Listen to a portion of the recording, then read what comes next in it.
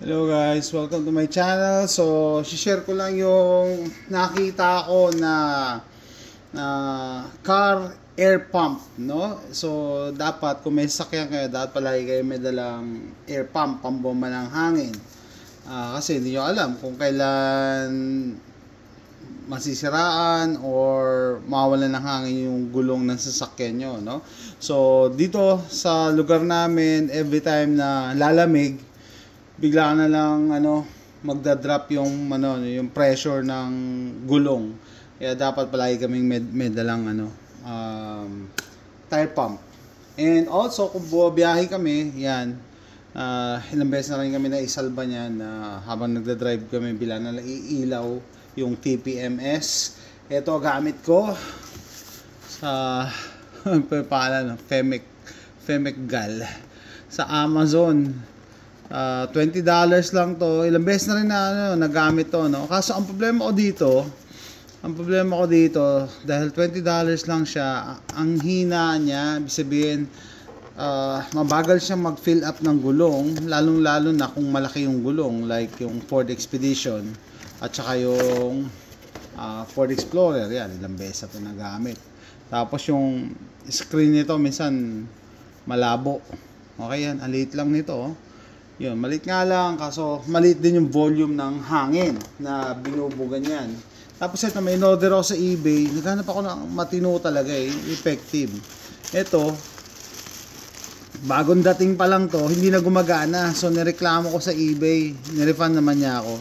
Hindi niya na pinasole. Sira na Ayaw gumana bagong bago. So, kikita nyo, no, minsan minamarket to na ibang brand, pero pare-pares na naman ang itsura.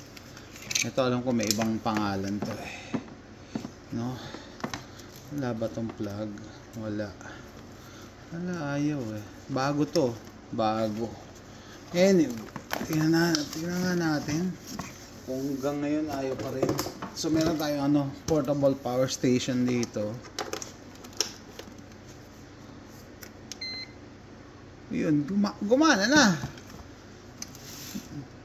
Aba, dati ayaw gumana nito Ano pipindutin dyan? Ito ayaw gumana.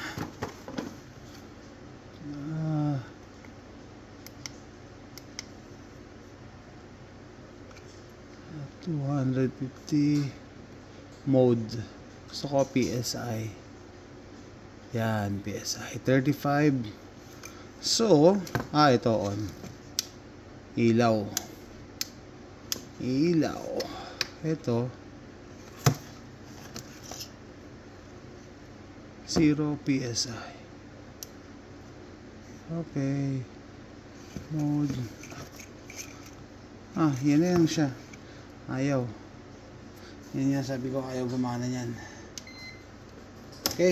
So, pero ito, may nakita ako na talagang i-recommend ako. So, sa Pilipinas wala to, pero look for something similar. Sa North America, yung galing sa Lowe's, yung Cobalt nila na dual power tire inflator. So, ito naman, naghanap lang ako ng use, no? Yung sabihin yung gumagana pa, pero mura. So, ang original price nito is around $90. Binili ko to ng, pero kang offer up. Nag-offer ako 30. Pinopost nila to ng 47 yata. Nag-offer ako ng $30. Binigay sa akin. Kaya tuwan-tuwa ako, no? What's the catch? Gamit na to. Wala yung mga panel na yung cover dito, no? Wala. Okay lang yan. Okay lang yan sa akin. Tapos, yung cordon niya, nagulat ako nung ginamit ko to. Sabi ko, sira yata to Yung pala, wala nito. Wala yung tip dito, tsaka yung yung fuse. Sabi ko, ang hirap pa na maghanap ng katulad nito kasi malaki siya So, ginawa ko, bumili ako sa eBay, may nakita ko ganito, dalawa na, for $5 yata, dalawa.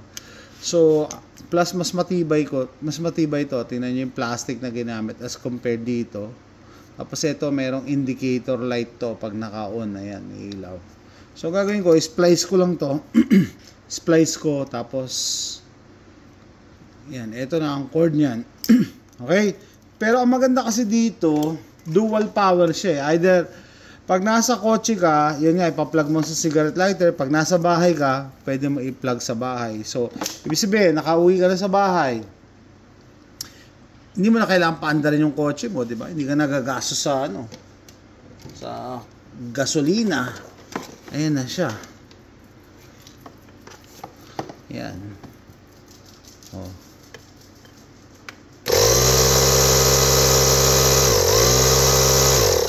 So yan, dual power, either 12 volt cigarette lighter or yung outlet sa bahay. So nagustuhan ko siya, very solid, very efficient siguro sa power and everything. Tsaka dual power plus malakas yung volume na binubuga niya. Naghanap ulit ako sa eBay ito. Nahanap ako sa eBay, yan oh. Ganda pa ng box. Tapos halos halos bago pa to. So ganun din no, parang make an offer to eh. Binibenta naman niya to ng $50 yata and change. Nag-offer ako ng 40. Binigay, nagulat nga ako $40, okay. So, eto naman, mas bago to yan. May manual pa. Tapos mas malinis, hindi ganong nagamit. Tapos yan, may cover pa. Kompleto siya. No, kompleto. As in, talagang mukhang bago to. Yan, may cover and everything. Tapos sa ibabaw, hindi ko napakita kanina. Meron yung yan, ito nga, masikip pa eh. Meron yung lalagyan ng mga, ayan, so meron siyang flashlight. Tapos lalagyan ng mga nozzle. So, ibig sabihin, kunyari, nag-camping kami, nakalimutan ko yung air pump ng airbed, siguro ito, pwede to gumana. Or pump ng mga bola, or inflatables, to pwede rin. Pero usually bola. Yan, so iba-ibang nozzle. Yan.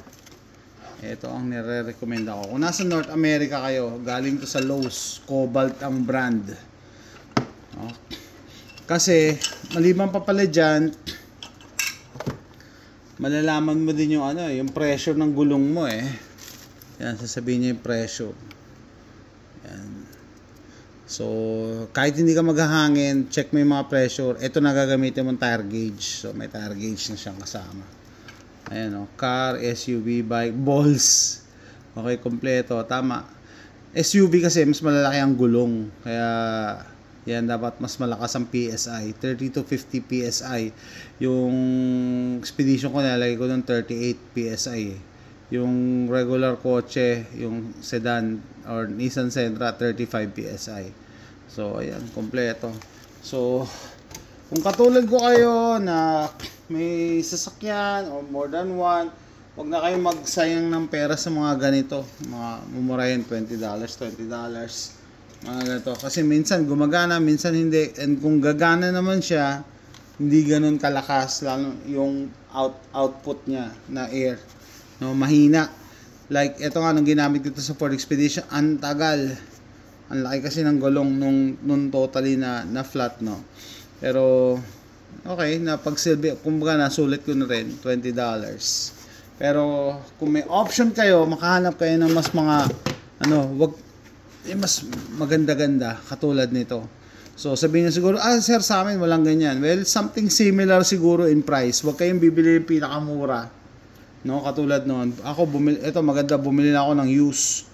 Pero, kompleto pa siya. Maayos pa. Halos mukha pang ang bago to eh. No?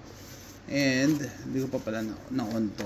Dual, tsaka bibili nyo dual power para kahit nasa bahay kayo, ayan, magagamit nyo na hindi nyo napapaanda rin yung sasakyan. Hindi na kayo magsusunog ng gasolina.